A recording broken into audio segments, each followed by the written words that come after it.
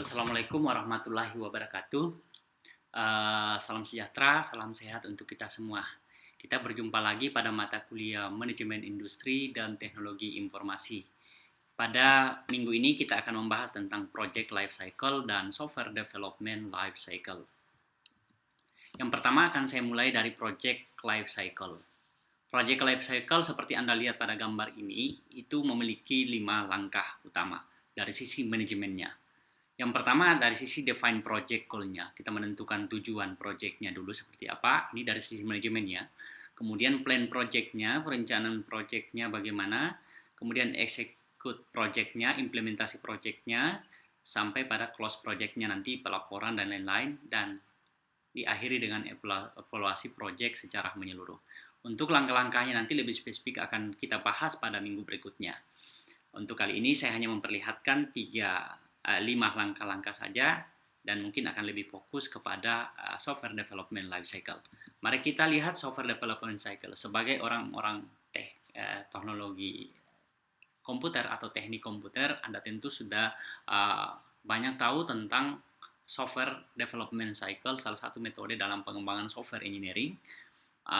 Ada beberapa metode sebenarnya pengembangan, mulai dari prototype, kemudian waterfall. Saya kira sudah banyak sekali Anda pelajari, tapi secara umum sebenarnya ada pada langkah-langkah seperti ini. Yang pertama, planning, analyze, design, implementation, dan maintenance dan support. Ada 5 langkah utama dalam software development life cycle dalam pengembangan TI. Mari kita lihat penjelasan langkah-langkah dari setiap tahapan ini. Yang pertama, dari sisi planning. Dari sisi planning tentunya kita harus sudah menentukan tujuan kita, ruang lingkup proyeknya seperti apa, anggarannya apakah tersedia atau tidak, jadwal pelaksanaannya, teknologi yang akan kita gunakan, sampai pada tahap-tahapan proses pengembangan sistem kita menggunakan metode seperti apa juga, metodenya dan alat-alatnya itu tentu harus sudah siap dari sisi softwarenya atau hardwarenya atau perangkat-perangkat lain ketika kita berbicara tentang pengembangan TI. Kemudian yang kedua, kita masuk pada fase analyze. Fase analyze ini menganalisis kebutuhan. Kebutuhan apa saja? Biasanya ada requirement gathering dan requirement analysis atau pengumpulan kebutuhan dan analisis kebutuhan. Biasa kita akan banyak tentang fungsional dan non-fungsionalnya. Mulai dari aktor-aktornya kita sudah lihat siapa penggunanya, siapa usernya, sampai pada kebutuhan fungsionalnya seperti dari sisi hardware, software, dan pendukung-pendukung yang lainnya. Kita sudah harus mempersiapkan. Dan saya kira komunikasi dengan user itu sudah mulai terjalin. Kemudian pada tahapan desain ini kita sudah membuat dalam bentuk flowchart atau nanti flowchart, kemudian menggambarkan dalam bentuk diagram use case atau diagram activity. Diagram use case dan activity ini bisa kita gunakan ketika ingin mengkomunikasikan dengan user kita. Ketika sudah sampai pada sequence diagram dan lain-lain, saya kira itu urusan antara tim pengembang dengan nanti tim programmernya.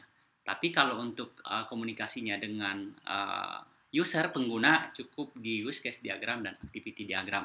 Karena kalau sampai ke dalam-dalam sampai sequence, nanti nggak ngerti juga usernya. Karena itu menyangkut seperti database dan aliran data di situ. Ya, jadi mungkin kita tetapkan saya. Kemudian kita membuat flowchart sederhana atau dalam bentuk mockup atau wireframe, bentuk awal dari sebuah sistem itu kita bisa perlihatkan kepada usernya. Itu desain. Yang ketiga, pada tahap 4, implementasi. Implementasi ini kita sudah mulai pengembangan, pembangunan sistem, pengujian, sampai pada pengujiannya ya, pemasangannya.